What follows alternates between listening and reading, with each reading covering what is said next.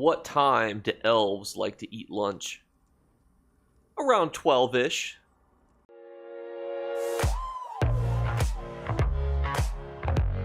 What's going on, YouTube? So this month is bringing us the Undaunted Celebration event, a massive ESO event that is probably the easiest farming event that you can possibly have.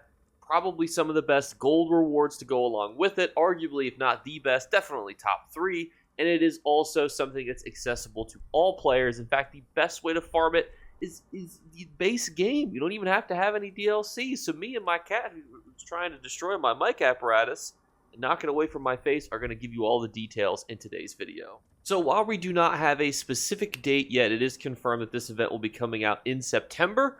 Unfortunately, knowing ZeniMax, that could either be like tomorrow or it could be the 31st of the month.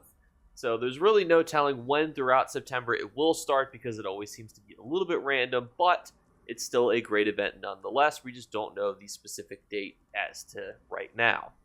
And I'm going to give a quick overview here very quickly as to what this event is and what it does.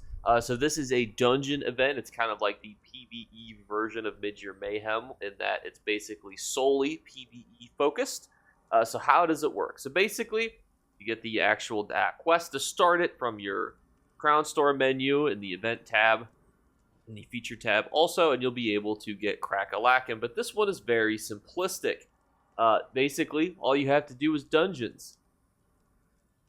Well, that about wraps up the video, everybody. I'll see you later, but I'll give you the rest of the details. So, by doing dungeons, you're going to earn rewards. Those are going to be Undaunted Keys, Undaunted Plunder, motive pages from dungeon-style motives repair kits. What's important, though, I just breezed past it, but I'm going to go back to it. Motive pages from dungeons are generally the ones worth more money, so just keep that in mind. Transmute crystals, writing lessons, and more.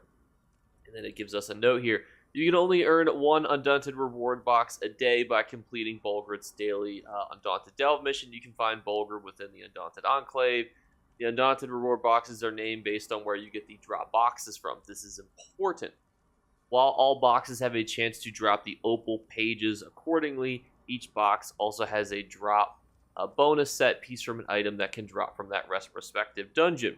Meaning, if you do a dungeon that drops X set, well, the boxes from there can also give you X set. But if you're getting a box from another dungeon, you're not going to be able to roll for anything except the sets that are from that dungeon. Now, they haven't really told us about Opal rewards yet, so let's talk about those. So, Opal rewards, the first time you slay Dungeon's final boss each day, you'll earn a special Glorious Undaunted rewards box. These are larger containers, house the same items as smaller ones, so you'll still get your good items from above. But they also contain a random page of the new Opal Monster weapon outfit styles. Note that Opal Monster weapon style outfit style pages can drop, that's a tongue twister and a half, can drop from regular Undaunted reward boxes also on rare occasion. But you can only get one guaranteed one a day from a glorious box. So, basically, you will get a guaranteed chance to get Opal weapons your first time of the day. So you always want to make sure that at the very least you're doing one dungeon a day. It can be a cupcake dungeon. It can be, what's the opposite of a cupcake? It can be a tofu bar dungeon. Opal Monster Mask. So this is also very important. If you're interested in the mask, the Opal Monster Mask can drop from Veteran Hard Mode Final dungeons within Spindle Clutch, Crypt of Hearts, Dark Shade, Blessed Crucible, Cradle of Shadows, Eden Hollow, Dark Shade Caverns. If you're interested, only in the regular mask, they will drop on Veteran difficulty too. So, what does that mean? What it means is that most of the time, once you have the hard mode achievement, you don't have to do it again to get the actual monster mask. But here, if you want to get the opal ones, which is basically like the same one but with like a bluey, purpley, pink hue to it, you have to continually do it on Veteran Hard Mode. Now, Spindle Clutch 2, Crypt of Hearts 1, Dark Shade Caverns 2, Blessed Crucible, Cradle of Shadows, Eden Hollow 1, Dark Shade Caverns 1 are not known for their difficulty on hard mode, so I wouldn't worry about doing it on hard mode if you wanted, and you still have a chance to also roll for the other non-opal pages as well. So that means you could still get a Bloodspawn normal mask, which does still sell for a really good chunk of money. This is a great event to get really good, valuable items that look dope. So Here they also outline all of the previous ones. You can see how they look here. Now, not all of these might be available. They do kind of rotate which ones are available. So this is just kind of what we believe will be out based on previous releases. But because ZeniMax always releases things like 2 days before the event, wanted to make sure that you guys actually were able to see the information more than a little bit in advance. So here you can see what the event ticket rewards are, and then they have dungeon guides, past events. But we'll quickly scroll through these here. Now, Opal, Engine Guardian are definitely the most valuable ones of these. I actually have an FAQ question. So, the actual event tickets, you get 2 event tickets when you kill the final boss. That's going to be the main crux of everything here. You kill the final boss of a dungeon, and you get crazy rewards. So that begs a great question. What should you do during this event? And it's the easiest event, in my opinion.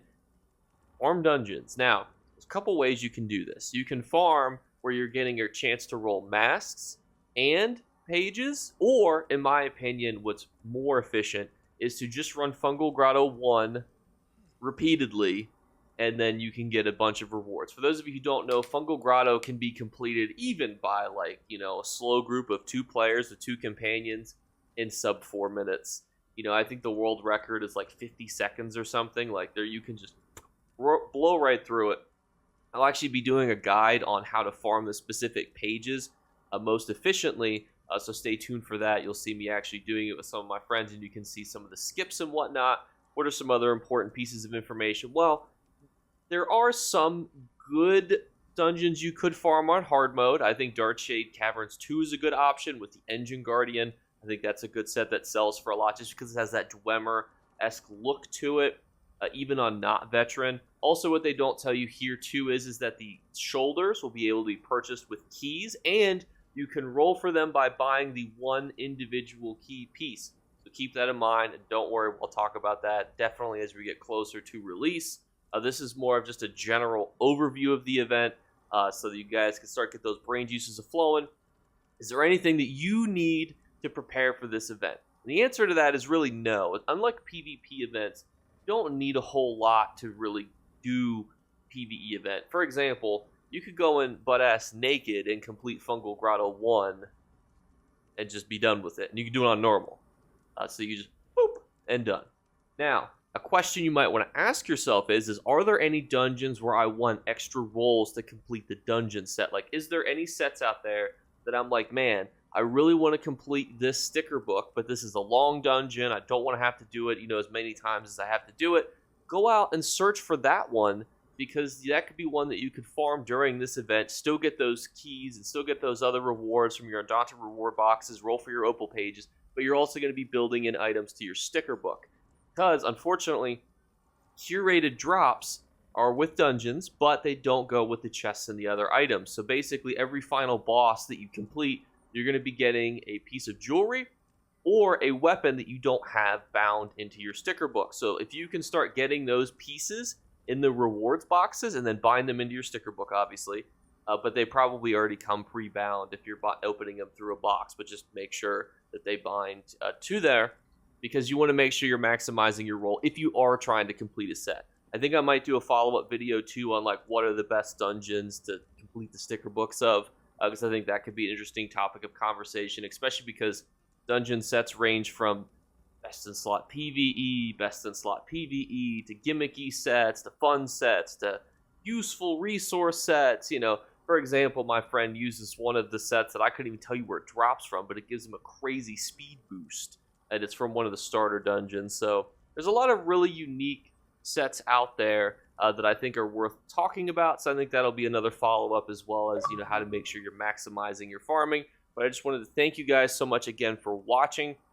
We did 3 giveaway drawings for last month. You can see them on screen here. And as always, we're going to keep the format the same for this month, unless we feel the need to change it. 1 random like, 1 random subscriber, and then a random word to be flashed throughout the month of September. And if you're the first person to comment in the comments below, you win. Thank you guys so much again for watching, and I'll catch you later. Bye, guys. You better remember to like and subscribe to Jake Clips. Or you should. I might have to pluck your eyes if you don't. Or Better yet, I'll skip rope with your entrails. Do it now. Subscribe. Ta-ta. Off with you. What you don't see off screen is me karate fighting my cat who keeps trying to stand on my keyboard. So I keep distracting her with pets, then tapping over to the side to try to get her to walk over to my hand as opposed to walking on the keyboard because she keeps muting and unmuting the video when I'm trying to record. So this has taken a few takes. So hey, just wanted to thank you guys again for stopping by. If you want any follow-up on Undaunted guides, I think I had planned on making those two. Definitely open to making more, especially with all the other stuff. One of you guys did request a curated drop explanation video, so that'll be in the works also. So, see you then. I'll talk to you later. Bye, guys.